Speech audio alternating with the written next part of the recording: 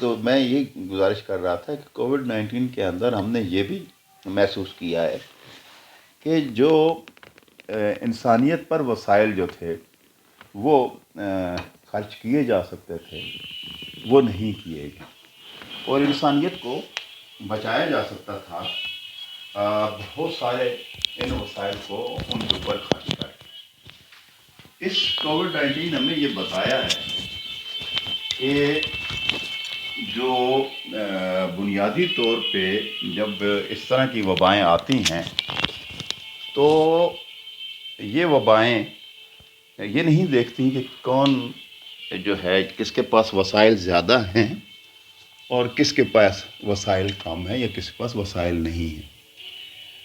آپ نے یہ دیکھا ہوگا کہ یہ بیماری کسی کو بھی کہیں سے بھی لگ سکتی تھی، تو ان چیزوں سے ہمیں جو سیکھنا تھا میں یہ محسوس کرتا ہوں کہ شاید ہم وہ نہیں سیکھ پائے ہیں، اور یہی چیزیں دراصل میں نے گندم کی مہک میں جو افسانے ہیں اور ان میں کہانیوں کی صورت میں ان کو سمجھنے کی یا انہیں بیان کرنے کی کوشش کی ہے۔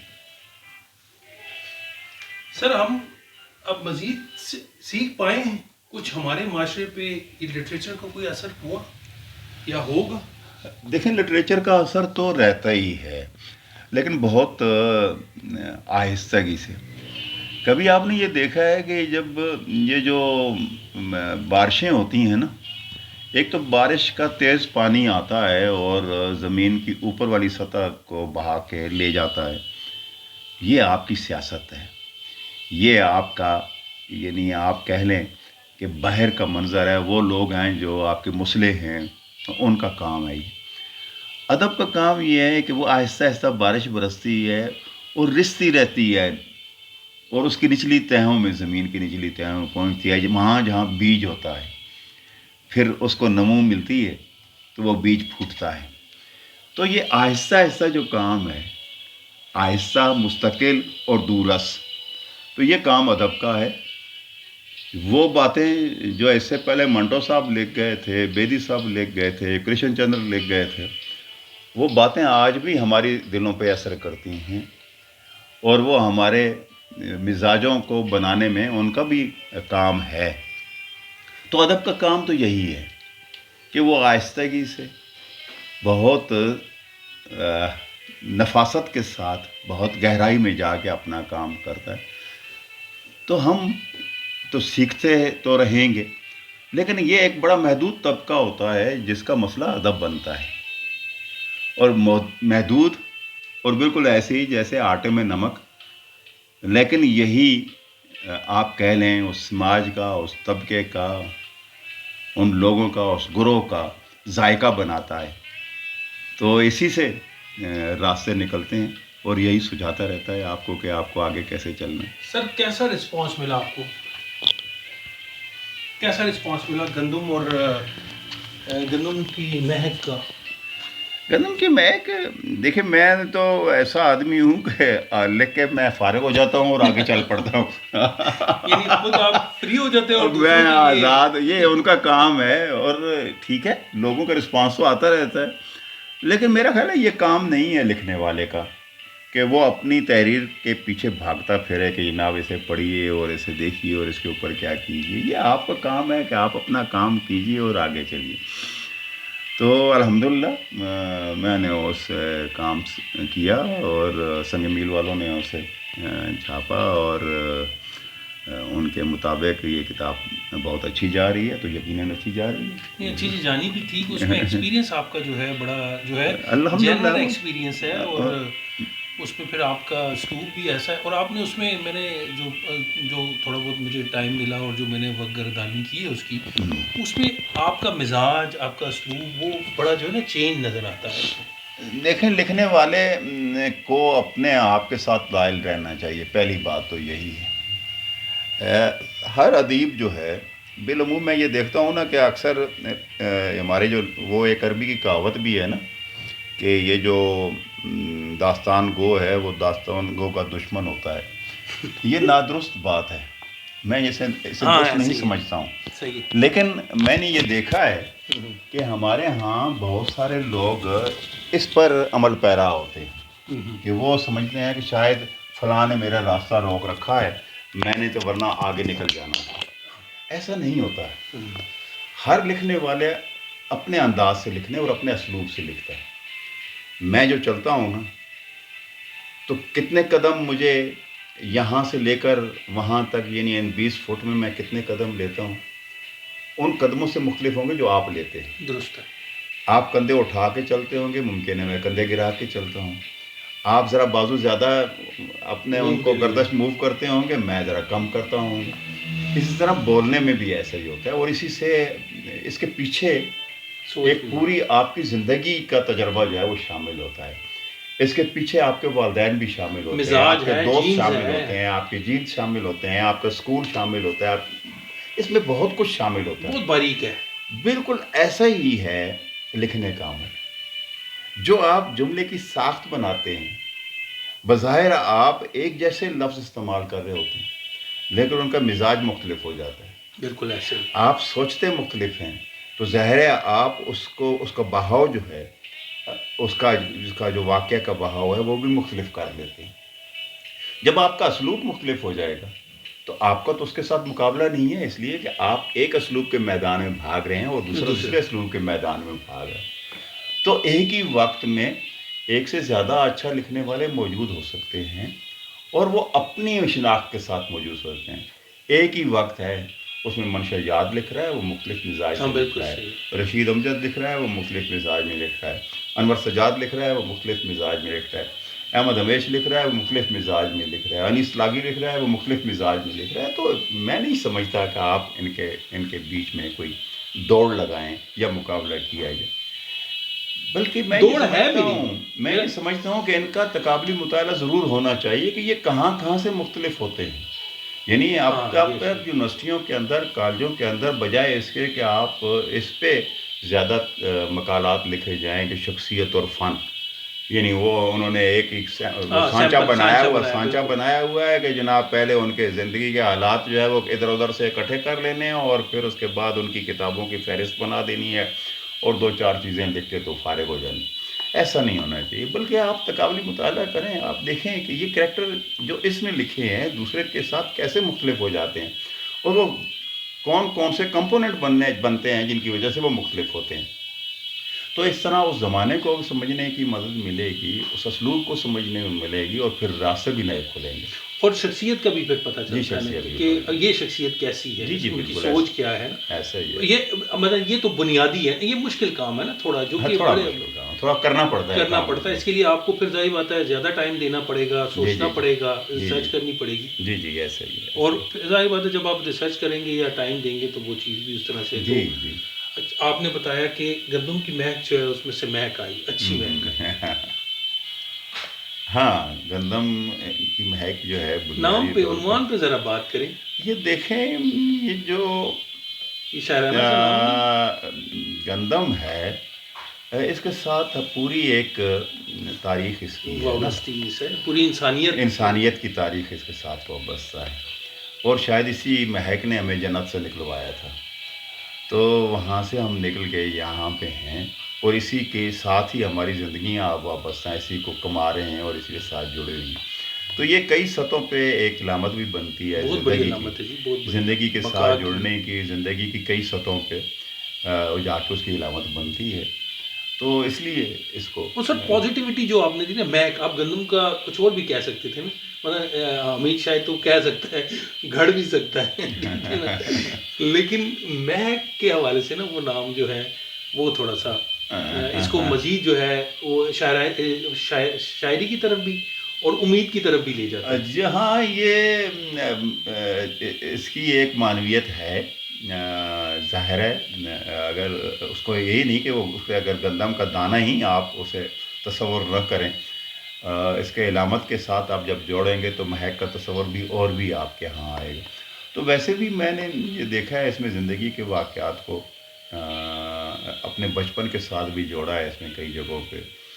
جب گندم کی جو فصلیں تھیں کیونکہ یہ بالکل آپ دیکھیں یہ جس زمانے میں آیا ہے کووڈ 19 کا سارا سلسلہ شروع ہوا ہے تو گندم کی فصل لگ بھگ جوان ہو رہی تھی جب یہ شروع سلسلہ جی جی ہوا، بالکل. اور اس کی طرف بار بار دھیان زیادہ تھا کہ کسان بیچارہ کیا کرے گا.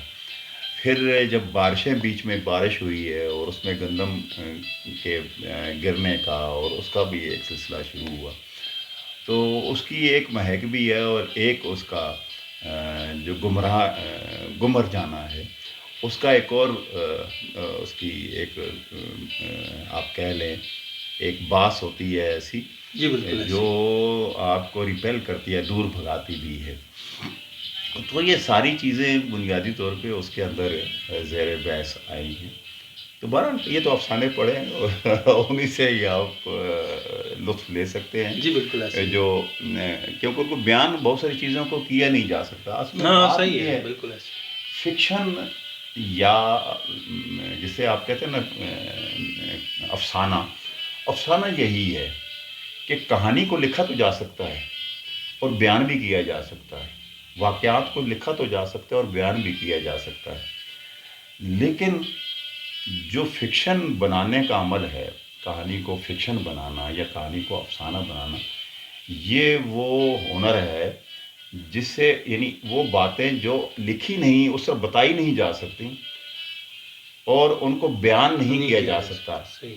لیکن ان کو آپ بٹوین دی لائن آپ ان کو اس طرح بیان کر جاتے ہیں، یعنی ان کو اس طرح متن کا حصہ بنا بعض اوقات دیتے ہو ہیں بھی جاتی ہے. کہ وہ جو بات آپ نے کہنی تھی وہ اگلے کو سجھائی دینے لگتی ہے لیکن اس کو وہ بیان نہیں کر نہیں سکتا کر اس طرح. سکتا. تو یہی بنیادی اس میں ابھی شاہ صاحب چیز ہے. مجھے یہ بتائیں کہ یہ جو دو ادوار ہے نا، مثلا اس کو میں سیکشن اس لیے کروں کہ کرونا سے پہلے کا دور پوسٹ، ہم پوسٹ ماڈرن کہتے ہیں، پوسٹ کرونا کووڈ، اور اس کے بعد جو ہے آپ نے اپنی تخلیقی پروسیس ہوتا ہے جو تخلیقی عمل ہوتا ہے اس کے حوالے سے بتائیں.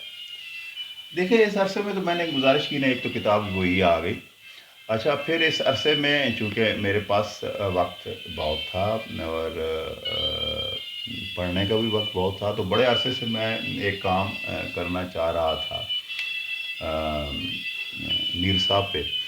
تو وہ میں نے کیا بھی، کچھ بنیادی کام کیا تھا شروع میں تو پھر رک گیا. تو پھر میں نے ایسا کیا کہ اس عرصے میں وہ انتخاب غزلیات میر والا کام جو ہے وہ مکمل کر لیا اور وہ بھی چھپ گیا. وہ بڑا بڑا عمدہ اور منفرد کام. منفرد کام وہ اس میں خاصی میری محنت لگی اور یہ کام ظاہر ہے وہ بہت توجہ والا تھا اور آپ کو بہت ساری وقت اس کے ساتھ مجھے رہنا پڑا. پھر اسی طرح ہمارے دوست اور ہمارے مہربان اور دوست وہ مجھے کہتے تھے اور میں تو انہیں اپنا مہربان ہمیشہ سمجھتا ہوں، شمس رحمان فاروقی صاحب.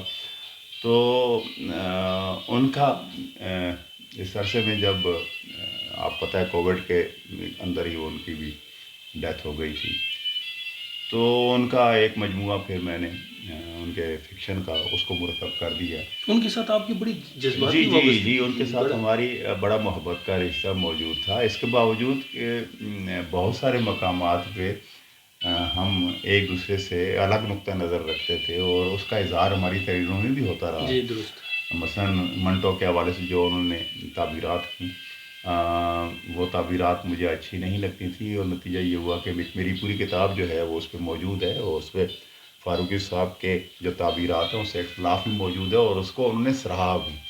اسی طرح اردو افسانہ صورت و معنی میں بھی آپ دیکھیں گے کہ جو انہوں نے فکشن جو اپنے افسانے کی حمایت میں کتاب جو ان کی موجود ہے اور اس میں افسانے کے حوالے سے جو نقطہ نظر انہوں نے بیان کیا اس پہ بھی میرا ایک اختلافی نوٹ جو ہیں وہ موجود ہے. لیکن انہوں نے ہر دفعہ مجھے محبت سے یاد کیا، بلکہ یہ دیکھیے کہ یہاں سے جو ان کا ناول جو چھپا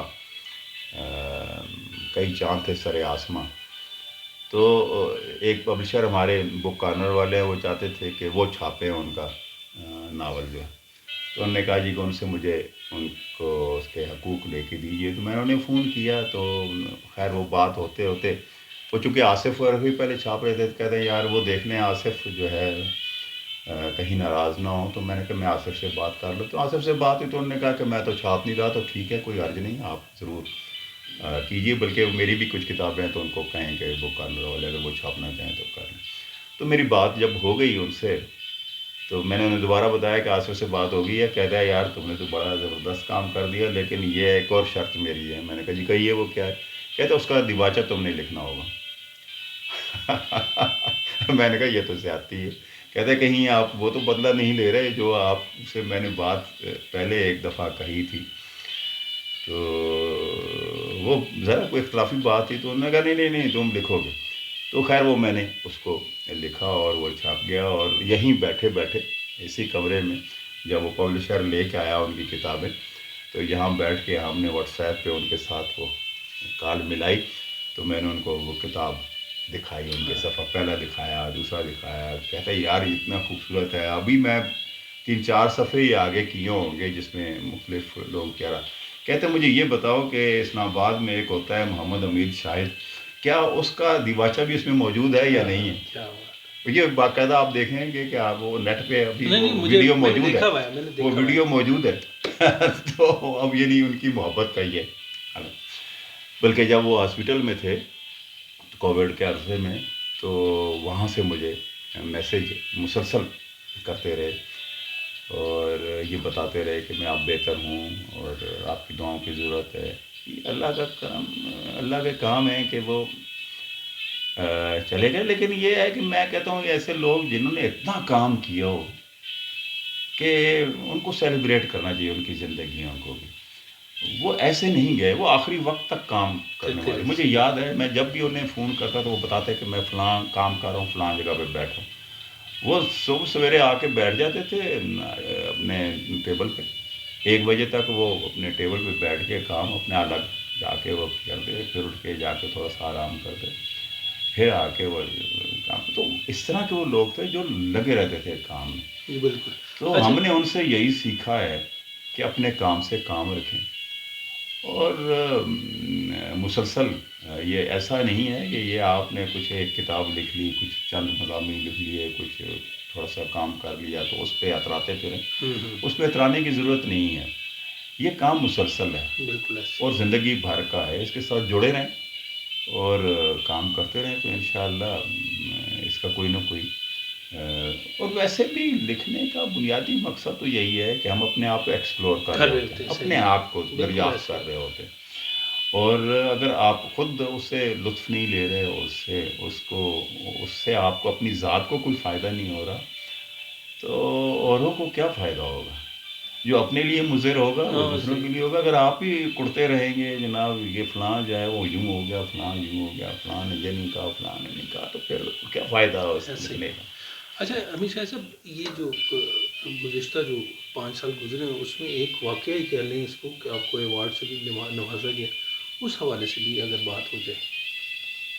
ایوارڈ تو یہی ہے کہ امتیاز قریشی اور ہمارے یہ باقی دوست جتنے ہیں وہ لوگ محبت سے ہماری طرف دیکھتے ہیں اور ملتے ہیں. اور میں ان خوش بختوں میں سے ہوں جن نے بڑے اس عہد کے لکھنے والوں کے ساتھ ان کی محبت حاصل رہی ہے. تو میرے لیے تو سب سے بڑا ایوارڈ تو یہی ہے جب آپ کو انتظار حسین جو ہے محبت سے پکارتے ہوں اور کہتے ہیں کہ جناب یہ نئے افسانے کی آبرو. تو پھر اس کے بعد میرا خیال ہے کہ باقی سارے ایوارڈ ہیٹ ہو جاتے ہیں. جب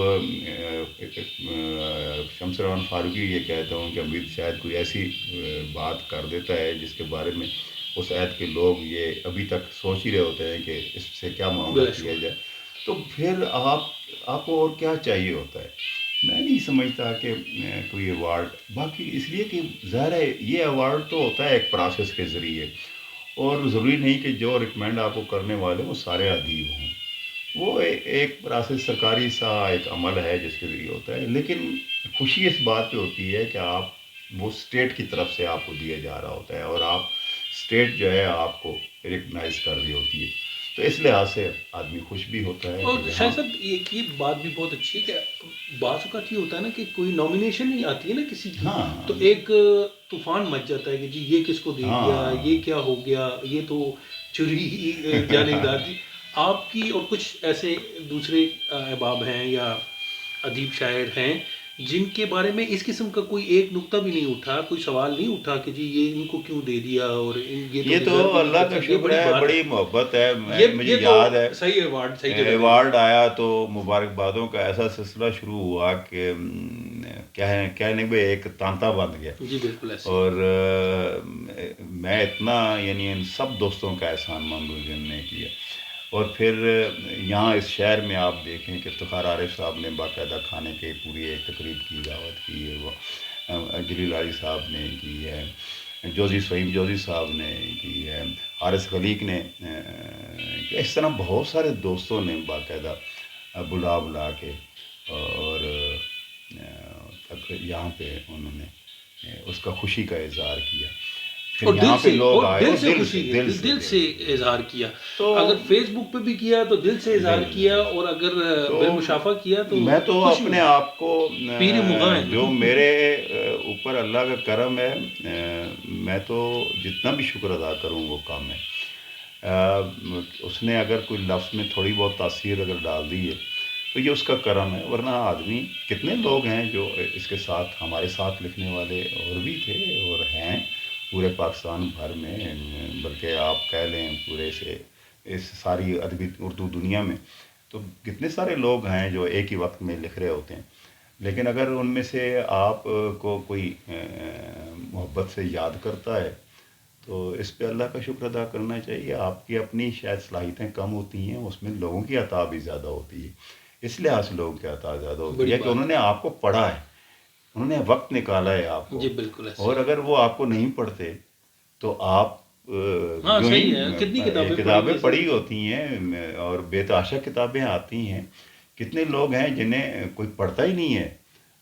کئی اچھے لکھنے والے بھی لوگ ہوتے ہیں اور بیچارے وہ رہ جاتے ہیں اس لیے کہ ان کو پڑھا نہیں جا رہا ہوتا. تو یہ جو توجہ پا لینا ہے، اسے بھی خدا کی قدرت اس کا انعام سمجھیے، تو اس کا شکر ادا کرنا چاہیے. بالکل صحیح ہے سر. اس میں وہی سر، وہ آپ منکسر المزاج ہیں. آپ تو ہمیشہ جب بھی بات کرتے ہیں تو یہی کرتے ہیں کہ جی میں کوشش کرتا ہوں. تو لاسٹ ٹائم ہی خوش قسمتی ایک اپنی جگہ پہ ہے، لیکن خوش قسمتی بھی خاص لوگوں کے لیے ہوتی ہے. نہیں، محنت تو ظاہر ہے، لیس الانسان الا ما سعی جب کہا گیا ہے تو اس کا مطلب تو یہی ہے کہ آپ اپنی جو ان پٹ ہے وہ خلوص نیت کے ساتھ اس میں ڈالتے رہیں اور مسلسل اپنی کوشش کرتے رہیں. آپ اگر پڑھتے ہیں تو پڑھنا چاہیے آپ کو. مسلسل آپ پڑھیں گے نہیں تو پھر آپ کے نمبر کیسے امتحان میں آئیں گے بھائی؟ تو ایسا ہی ہے، خالی پیپر پہ تو نہیں آ جائیں گے نا. اللہ نے کرم بھی کرنا ہے تو کچھ ساتھ ہی ساتھ ہوا کہ یہ اللہ کا کرم ہوتا ہے کہ آپ کو راستے ملتے جاتے ہیں. آپ جب آگے بڑھ رہے ہوتے ہیں تو راستے بنتے جاتے ہیں خود بخود. یونیورسٹی کا زمانہ تھا جب میں نے پیکر جمیل لکھی تھی، تو پبلشر ڈھونڈتا وہاں پہ بھی آ گیا تھا، اس لیے کہ وہ میرا آرٹیکل جو تھا وہ انہی کے کہنے پہ انہی کے پرچے کے لیے لکھ رہا تھا. تو وہ پرچے کے بجائے جب میں نے انہیں بتایا کہ میں نے تو کتاب مکمل کر لی تو وہ آگے کہتے ہیں کچھ میں لیجیے. اور دوسری کتاب سر وہ پھر اس کے بعد تو بشیر حسین ناظم صاحب کا وہ الگ کتاب ہے.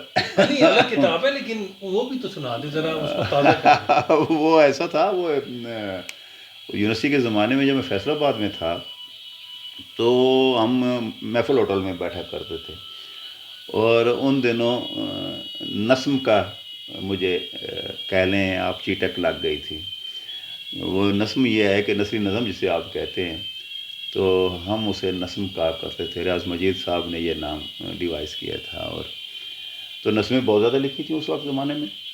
لیکن لکھ کے پھر میں بیچ میں افسانے کی طرف گیا تو وہ میرے ایک ڈائری کے اندر ہی رہ گئی. تو جب میں یہاں اسلام آباد میں تھا تو اتفاقاً وہ ڈائری میری گاڑی میں تھی، اور بشیر حسین ناظم صاحب اس گاڑی میں جب بیٹھے تو ان کے ہاتھ وہ لگ گئی، اور انہوں نے دیکھتے ہوئے کہا تھا یار یہ تو بڑے کام کی چیز ہے، یہ میں لے جاؤں. یعنی انہیں میں گھر ڈراپ کر رہا تھا تو میں نے کہا جی آپ لے لیں. تو ایک ہفتے کے بعد، ہفتہ ہوگا یا 2 ہفتے ہوں گے، اب مجھے یاد نہیں، 10-12 دن 15 دن اتنا کو وقت بیچ میں لگ گیا ہوگا. تو انہوں نے بڑے سائز کے جو لکیردار کاغذ ہوتے ہیں اس کے اوپر ان ساری نظموں کو انگریزی میں ترجمہ کر دیا تھا. تو کچھ جو رہ گئیں وہ شوکت واسی صاحب مرحوم آپ جانتے ہیں انہوں نے بڑے کلاسک ٹرانسلیٹ کیے تھے، تو انہوں نے کر دیں، تو وہ یوں لمحوں کا لمس اور دی ٹچ آف مومنٹس وہ اکٹھی چھپ گئی تھیں، الگ الگ کتابیں دو، یعنی اردو میں بھی اور انگریزی میں بھی تو یہ واقعہ ہے. تو آپ یہ دیکھیں راستے کیسے نہیں بنتے. آپ یہ بتائیں نا کہ آپ نے جب مانگی ان سے، مطلب بشیر صاحب جب آپ سے لے گئے تھے تو آپ نے جب ان سے پوچھا کچھ عرصے بعد، آپ تو بھول گئے نا، لیکن کچھ عرصے بعد آپ بتا وہ آئے بڑی محبت سے، انہوں نے کہا یہ آقا، وہ لفظ یہ آقا یہ تو آپ نے کہا یہ یار میں حیران، میری آنکھیں پھٹی کی پھٹی رہ گئیں. بھائی ایک بہت سینئر لکھنے والے ہمارے، بلا شبہ، اور بہت اچھا لکھنے والے، نعت گو بہت اچھے، اور نعت گو بھی، کلاس نظم بھی بھی، اچھی غزل لینے بھی. والے. انہوں نے اب دیکھیں جو ایک غالب کی زمینوں میں پوری ان کی کتاب موجود ہے جو نعتوں کا مجموعہ ہے جو انہوں نے غالب کی بلا زمینوں میں شبہ. لکھی. پھر انہوں نے انگریزی کے بہت زیادہ بہت عمدہ تراجم بھی اردو سے انگریزی میں اور اس طرح کی ہوئی ہے، اور بہت میں کہتا ہوں کہ عمدہ لکھنے والے اور بہت استاد جسے آپ کہیں. بالکل تو استاد ایسے تو زبردست تھے، اور کلاس بھی موقع پہ ہی ہاں لیتے کلاس بھی لے لیتے تھے، نقد. پھر آپ فوراً ہی آپ ہی گرفت کرتے تھے. ادھار نہیں تھا. ایسا ہی حال ہمارے شوکت واسی صاحب کا تھا. اچھا. اب یہ دیکھیں کہ انہوں نے گیتانجلی کا اور کیسے کیسے انہوں نے کلاسک کے تراجم کیے ہوئے تھے. تو وہ انہوں نے بھی میری کچھ نظمیں، بلکہ ایک افسانہ بھی انہوں نے جو برف کا گھونسلہ ہے اس کو انہوں نے ٹرانسلیٹ انگریزی میں کیا تھا. تو ایسے لوگوں کی محبت ہمیں حاصل رہی ہے. سر کوئی ویب سائٹ بنائی یا کوئی کام بچوں کے حوالے سے ہوا؟ بچوں کے حوالے سے میں کرنا چاہتا ہوں، اور شرمندگی ہوتی ہے، بلکہ میں ابھی بچوں کی کانفرنس جو ہو رہی تھی اکیڈمی آف لیٹر میں، تو جب بھی یہ دیکھتا ہوں کہ بچوں کے لیے ہونا چاہیے کام، تو میں تو اپنے اندر شاید اتنی صلاحیت نہیں پاتا ہوں کہ بچہ بن کے اس طرح اس سطح پہ جا کے لکھنا، اس لیے کہ شاید میں اس طرح یعنی ادب کی طرف تھوڑا سا بعد میں آیا تھا اور براہ راست ادب کی طرف چلا گیا، تو وہ جو پڑھنا ہے ادب کو اسکول میں یا وہ والا کام میرے ساتھ نہیں رہا ہے. میں سائنس کا اسٹوڈنٹ کیونکہ رہا، لیکن اب میں محسوس کرتا ہوں کہ بچوں کے لیے لکھا جانا چاہیے. اچھا پھر ہمارے ہاں پرابلم یہ ہے کہ جب ہم صرف کہہ دیتے ہیں کہ بچوں کا ادب، تو ہم نہیں جانتے کہ کڈز جو ہیں وہ الگ ہے لٹریچر، چلڈرنس کا ان کا الگ ہے، وہ ایک پورے اڈلٹس کا لٹریچر جو ہے وہ الگ ہے. تو ہمارے ہاں جو ابھی چھوٹے بچے ہیں جو ابھی سال بھر کے ہوتے ہیں، بلکہ سال سے پہلے ہی اب تو وہ نیٹ کے اوپر کارٹون وغیرہ دیکھ رہے ہوتے ہیں، ذرا اسے سال بھر کے ہوتے ہیں تو گیموں کی طرف بھی آنا شروع ہو جاتے ہیں. تو بہت ساری سطحیں ہیں جن کے اوپر کام ہونا چاہیے، میں یہ سمجھتا ہوں. اور یہ نیا عہد ہے، اس میں یہ جو آپ کا پاس نئے وسائل ہیں، ان وسائل کو بروئے کار لا کر تب ہی آپ اپنی نئی نسل کی تربیت کر سکیں گے کہ انہیں ان سب وسائل کو سامنے رکھتے ہوئے ایک لٹریچر جو ہر عمر کے بچوں کے لیے الگ الگ ایسا جو جس کی طرف کیٹیگرائز کیا جائے، اس کو کیٹیگرائز کیا جائے. اس طرح سے ہے نہیں ہے. ہاں اس کو کیٹیگرائز جب تک کریں گے نہیں تو آپ ان کے